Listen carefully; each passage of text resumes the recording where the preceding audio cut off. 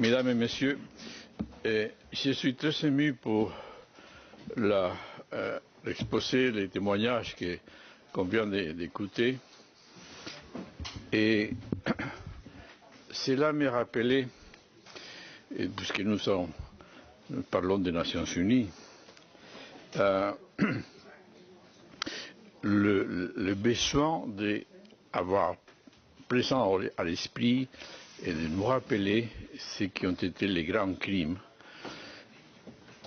Et j'ai pensé à une réunion qui avait eu lieu en 1935 entre le Führer de l'Allemagne et ses plus hauts généraux, où il préparait l'invasion de la Pologne et il évoquait la nécessité des grands massacres contre la population slave pour laisser de la place à l'occupation de ces territoires par les Allemands.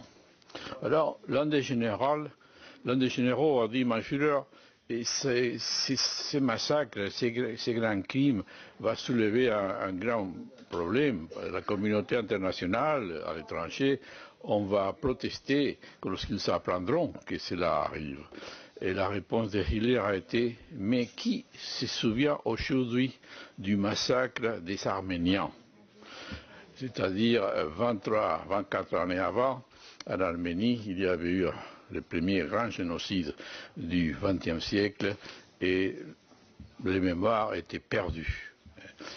Et c'est le fait que ces mémoires étaient perdues que pour Hitler était l'une des raisons pour dire ne vous faites pas de soucis et il se passera la même chose maintenant. Mais non, les Nations Unies justement ont voulu, après 1945, que des crimes de cette nature ne se répètent pas. Et depuis lors, les droits de Nuremberg, les droits de La Haye, les droits de Genève se développaient justement pour prévenir et pour sanctionner des crimes de la nature de ceux dont nous venons d'écouter aujourd'hui les témoignages.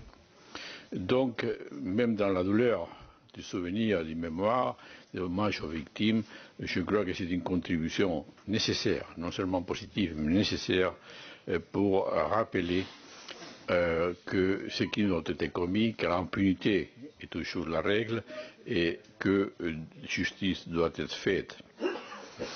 Je viens d'un pays qui a connu également des crimes énormes de cette magnitude sous la période de la guerre d'Espagne et sous la période de la dictature de 40 années qui a suivi.